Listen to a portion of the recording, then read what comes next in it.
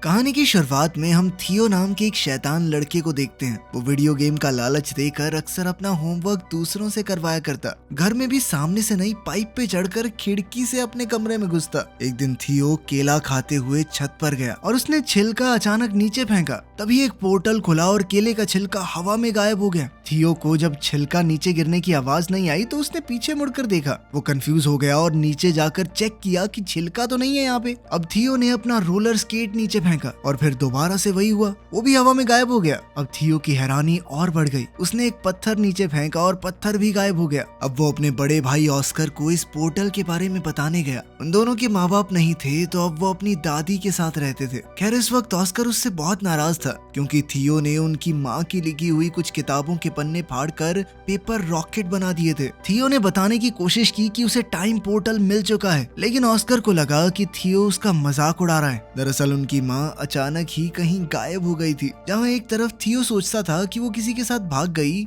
वहीं ऑस्कर का मानना है कि वो एक काबिल साइंटिस्ट हैं जो कि टाइम पोर्टल्स को ढूंढ रही थी और शायद अब किसी और समय में फंस चुकी हैं। वो उनकी रिसर्च को समझकर अपनी माँ को वापस लाना चाहता था। अब दोनों भाइयों में लड़ाई बढ़ती जा रही थी। इसी बीच दादी ने उन्हें कुछ खाने के लिए बुला लिया। दादी के आगे वो दोनों शांत रहे, लेकिन दादी के जाते ही दोबारा बहस शुरू हो गई। ऑस्कर ने गुस्से में थियो को एक आधी गाली बक दी, जिसके बाद थियो ने गुस्से में ऑस्कर का टर्टल पोर्टल में फेंक दिया। ऑस्कर बेचैन होकर हर जगह अपने प्यारे टर्टल को ढूंढने लगा, जिसके ना मिलने पर ऑस्कर ने हर जगह अपने टर्टल के मिसिंग पोस्टर्स लगाए। ऑस्कर उस टर्टल के बहुत करीब था। वो उससे अलग होकर बस रोता रहता। जल्द ही थियो को अपनी गलती का एहसास हुआ और उसने सब कुछ ठीक करने के लिए पोर्टल में कूदने का सोचा। पोर्टल में कूदते ही थियो भी वहां पहुंच गया जहां सब कुछ पड़ा था जो उसने पोर्टल में फेंका था। टर्टल भी वहीं पर था। थियो टर्टल को लेकर घर चला गया और वापस वहीं रख दिया, जिसके बाद वो चुपचाप सो गया। लेकिन अगली सुबह कुछ बहुत अजीब हुआ। थियो अभी सो ही रहा था, लेकिन ऑस्कर काम के लिए तैयार हो गया। अब ऑस्कर की उम्र काफी बढ़ चुकी थी। थियो दरअसल उस पोर्टल की मदद से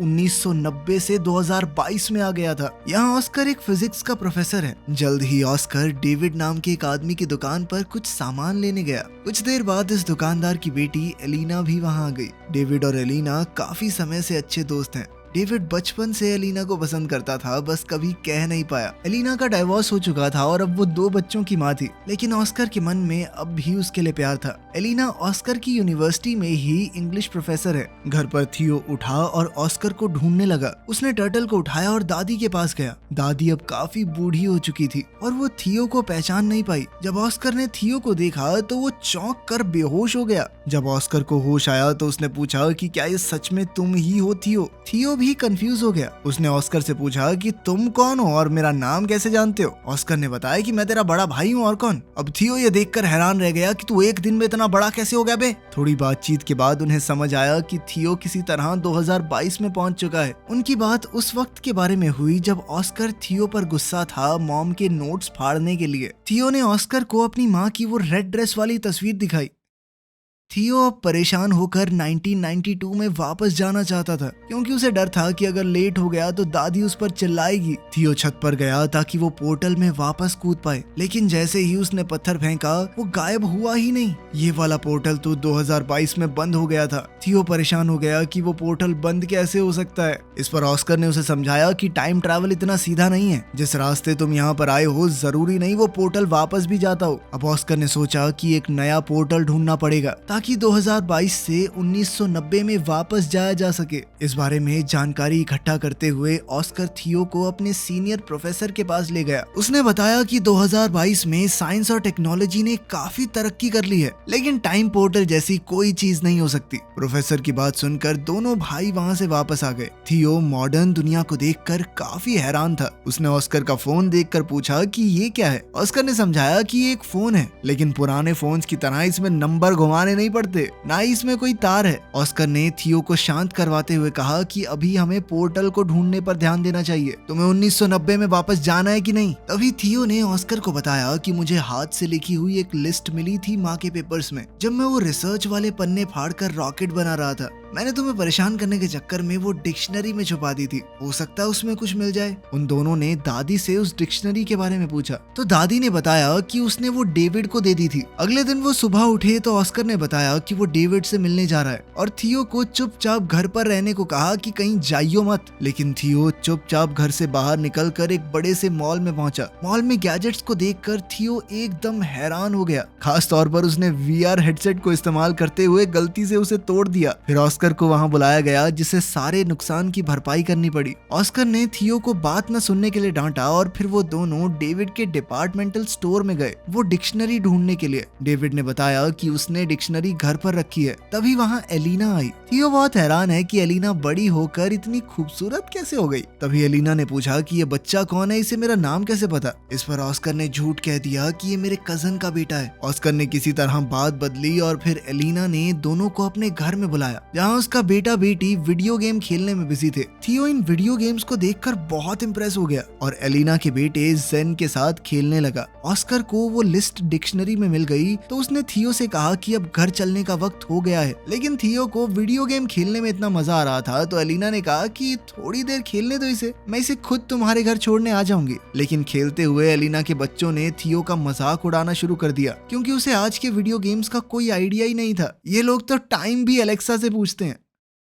वापस जाकर थियो और ऑस्कर काम पर लग गए। छत पर जाकर ऑस्कर ने बताया कि लिस्ट में अलग अलग पोर्टल्स की जगह बता रखी है। इन दोनों ने बताई हुई जगहों पर चीजें फेंककर टाइम पोर्टल्स को ढूंढने की कोशिश की लेकिन कुछ नहीं मिला। ऑस्कर को लगा उसने कैलकुलेशंस में कुछ गलती की है और वो दोबारा से कैलकुलेशंस करने लग गया। इस दौरान थियो उससे पूछने लगा कि तुम हमेशा अकेले क्यों रहते हो और कोई दोस्त वगैरह नहीं है तुम्हारा, और खासकर एलिना को अपनी फीलिंग्स क्यों नहीं बताई आज तक। ऑस्कर ने कैलकुलेशंस करते हुए जवाब दिया कि भले ही एलिना का डिवोर्स हो गया है लेकिन मुझे नहीं लगता हमारे बीच में बात बन सकती है। बिना ऑस्कर को बताए थियो ने ऑस्कर के फोन से मैसेज करके डेविड, एलिना और एलिना के बच्चों को घर पर डिनर के लिए बुला लिया। जब ये लोग दरवाजे पर आए तो ऑस्कर सबको देखकर चौंक गया। थियो ने बताया कि मैंने सबको फोन करके बताया और ऑस्कर उसकी शैतानी समझ गया। उनकी इस मुलाकात में ऑस्कर और एलिना एक दूसरे के करीब आ गए और अगले दिन एलिना थियो को शॉपिंग भी करवाने ले गई, उसे नए कपड़े दिलवाने। ट्रायल रूम में थियो हमेशा की तरह फुटबॉल की मजाकिया कमेंट्री कर रहा था।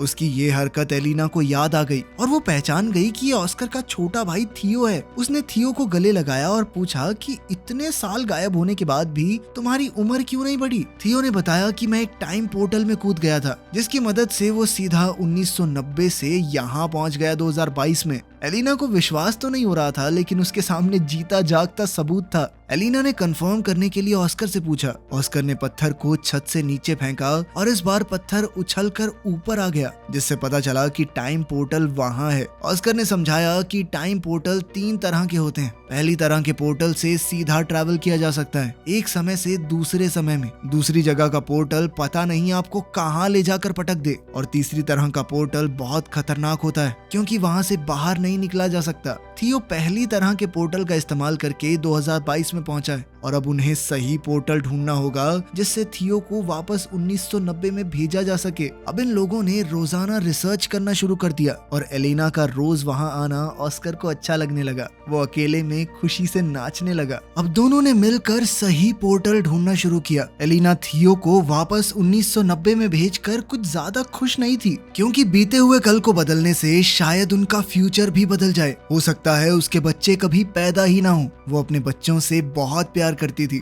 लेकिन ऑस्कर ने उसे वादा किया कि थियो के वापस जाने से तुम्हारी जिंदगी पर कोई असर नहीं होगा। वो पूरी कोशिश करेगा कि एलेना की जिंदगी के साथ कोई छेड़छाड़ ना हो। अब वो लोग सोच में पड़ गए कि किस तरह ऐसा कुछ किया जाए कि दोनों टाइमलाइन जैसी हैं वैसी ही रहें। अब थियो ने दिमाग लगाया और अपनी माँ के लिखे हुए कोऑर्डिनेट्स को क्रैक करने के लिए उसने एलेना के बच्चों की मदद ली क्योंकि अगर वो उनकी मदद से बीते हुए कल में जाएगा तो ये पक्का हो जाएगा कि वो फ्यूचर में पैदा होंगे क्योंकि अगर वो ना होते तो वो कभी पास्ट में पहुंच ही ना पाता। अब तीनों ने मैप का इस्तेमाल करके एक बीच का रास्ता ढूंढा जो थियो के हिसाब से एक टाइम पोर्टल है। उसकी मदद से वो 1990 में वापस जा सकता है। एक्साइटेड होकर थियो ने बीच के पानी में छलांग लगा दी और ना चाहते हुए भी ब्रांडा और नेथन को उसके साथ कूदना पड़ा। किनारे पर पहुंचते ही वो सब हैरान रह गए क्योंकि वो शहर जहाँ से वो आए थे वहाँ अब सिर्फ पहाड़ थे, जिससे ये पता चला कि अभी वहाँ पर शहर बसा ही नहीं है। मतलब वो पास्ट में तो पहुंच चुके थे लेकिन बदकिस्मती से 1990 की बजाय बजाय ये लोग और भी पीछे 1949 में आ चुके हैं। अब एक अनजान जगह पर फंसे हुए वो तीनों ये समझने की कोशिश कर रहे थे कि आखिर उनके साथ हुआ क्या। दरअसल इन तीनों ने दूसरी तरह के पोर्टल का इस्तेमाल किया था जो उन्हें किसी भी रैंडम समय में पहुंचा देता है। वहीं 2022 में परेशान एलेना ने ऑस्कर को फोन करके बताया कि थियो और दोनों बच्चे गायब हैं। ऑस्कर ने बताया कि शायद उन्हें 1990 वाला पोर्टल मिल गया है और अब ऑस्कर और एलेना को भी उन्हें वापस लाने के लिए वहां जाना होगा। 1949 में इन तीनों के पास ना तो पैसे हैं, यहाँ पर उनका फोन भी काम नहीं कर रहा और तो और अब तीनों बच्चे भूख से भी परेशान थे। तभी ब्रेंडा और नेथन ने दिमाग लगाया कि हम अपने गैजेट्स का इस्तेमाल करके एक mind reading magic show perform कर सकते हैं। नेथन थोड़ा दूरी पर बैठ गया और ब्रेंडा ने अपनी आंखें बंद कर ली। थियो एक बोर्ड पर नाम लिखकर सामने खड़ा हो गया। अब वायरलेस ईयरफोन्स का इस्तेमाल करके नेथन ने नाम पढ़कर ब्रेंडा को बताया और लोगों को लगा कि ये जादू है। लड़की बिना देखे नाम कैसे बता रही है, इसके पास जरूर कोई शक्तियां हैं। ऑडियंस बहुत खुश हुई और सब तालियां बजाने लगे। इससे उनके पास पैसे तो आ गए, लेकिन जल्द ही पुलिस ने ये सब देख लिया। पब्लिक में बिना परमिशन ऐसा कुछ काम करने की मनाही थी। थियो ने जैसे ही पुलिस को आते देखा,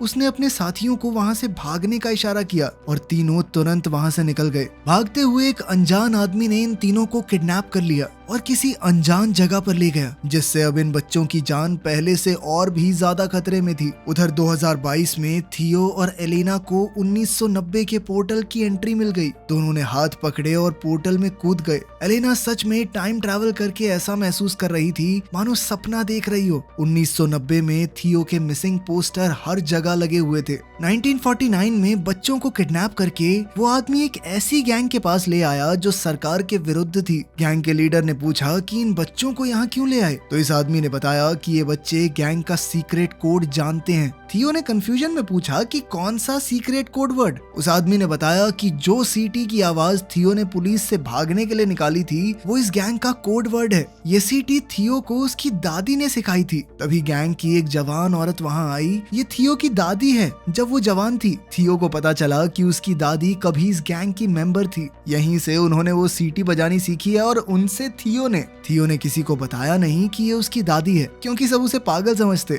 लेकिन वो इस औरत के गले लग गया। ये गैंग गवर्नमेंट के खिलाफ है, लेकिन लोगों की भलाई के लिए काम करती है और उनका इन बच्चों को कोई नुकसान पहुंचाने का इरादा नहीं था। इसीलिए वो तीनों अभी के लिए वहाँ सेफ हैं। दूसरी तरफ 1990 में ऑस्कर और एलेना बच्चों को ऑस्कर के घर में ढूंढ रहे थे, लेकिन वहाँ तो कोई भी नहीं था। अचानक उन्हें किसी की आवाज आई और दोनों कबर्ड में छुप गए। ये छोटा ऑस्कर है जो थियो के खो जाने के दुख में रो रहा है। फ्यूचर से आए ऑस्कर को ये देखकर बहुत दुख हुआ।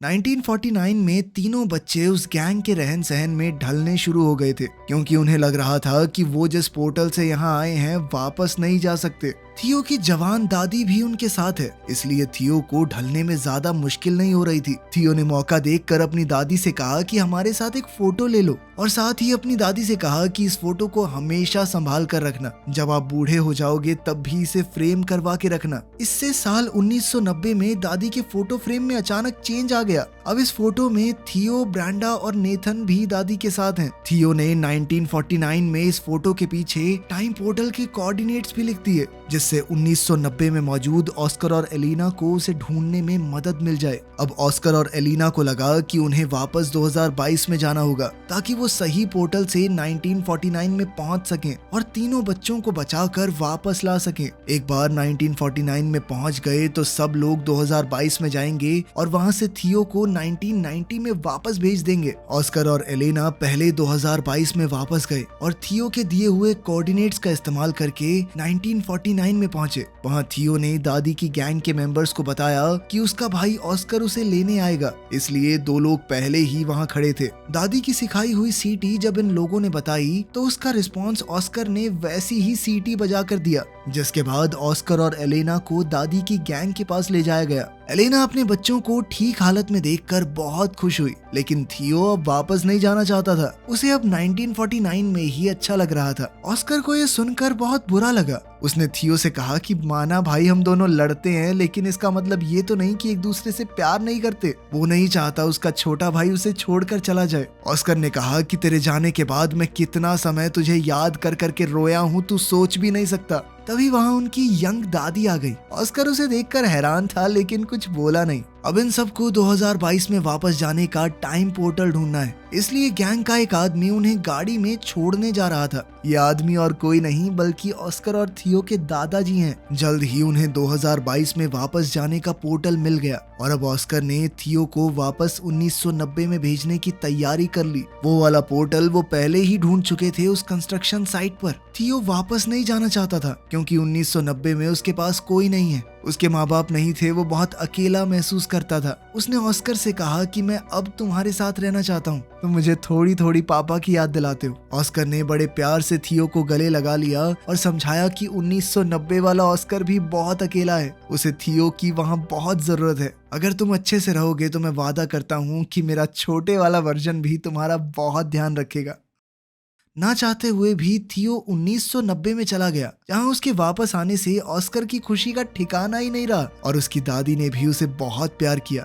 जब थियो से पूछा गया कि वो कहाँ था तो उसने दादी को एक झूठी कहानी सुना दी कि उसे एक गैंग ने किडनैप कर लिया था। थियो के जाने से परेशान और कंफ्यूज्ड अब ऑस्कर भी इस बात पर भरोसा करने लगा कि शायद उनकी माँ सच में उन्हें छोड़कर चली गई है और फ्रस्ट्रेट होकर माँ की किताबों को उसने फेंकना शुरू कर दिया। लेकिन थियो ने वहाँ आकर अपने टाइम ट्रैवल की पूरी कहानी ऑस्कर को बताई। उसने ऑस्कर को 2022 का फोन भी दिखाया। ऑस्कर को उसकी कहानी पर पूरा भरोसा तो नहीं हुआ, लेकिन फोन देखने के बाद वो उसकी बात को झुकला भी नहीं पाया। दोनों भाइयों ने अब कभी भी टाइम पोर्टल का इस्तेमाल ना करने का फैसला किया और वर्तमान समय में खुश रहने का वादा भी। अब 2022 में दोनों भाई एक साथ हैं और जैसे ही घर की घंटी बजी, थियो ने ऑस्कर का मजाक उड़ाते हुए कहा कि तुम्हारी गर्लफ्रेंड एलेना आई होगी। थियो ने ऑस्कर से कहा कि अब तो अपने मन की बात बता दे उसे, डाइवोर्स भी हो गया उसका। थियो ने जानबूझकर ऑस्कर को पहले ये सब नहीं कहा क्योंकि अगर वो ऐसा कर देता तो एलिना के बच्चे कभी पैदा ही ना होते और एलिना की जिंदगी पूरी तरह बदल जाती, जो उसने वादा किया था कि वो नहीं बदलेगा। लेकिन अब बिल्कुल सही वक्त था, बच्चे भी पैदा हो चुके, डाइवोर्स भी हो गया। ऑस्कर ने जैसे ही दरवाजा खोला तो एलेना बाहर ही खड़ी थी और यहाँ से इनकी जिंदगी को एक नया मोड़ मिल सकता है। अब आखिर में सीन बहुत ही पुराने वक्त का दिखाया जाता है। एक पोर्टल खुला और उसमें से एक औरत निकली। ये वक्त बहुत पुराना है और लोगों को साइंस के बारे में कुछ भी नहीं पता। ये औरत कोई और नहीं बल्कि थियो और ऑस्कर की माँ है। दिखाया जाता है कि वो एक साइंटिस्ट है, तो वो लोगों को साइंस के बारे में पढ़ाने लगी, जिससे फ्यूचर में बहुत ज्यादा बदलाव आ सकता है। यहीं पर कहानी खत्म होती है। तो आपके हिसाब से क्या थियो को अपने भाई को पहले ही मना लेना चाहिए था कि लड़की से बात कर ले? हो सकता है उसका कभी डाइवोर्स ही ना होता और वो खुशी खुशी रहने लगते। कमेंट्स में जरूर बताना। मिलते हैं अगली वीडियो में।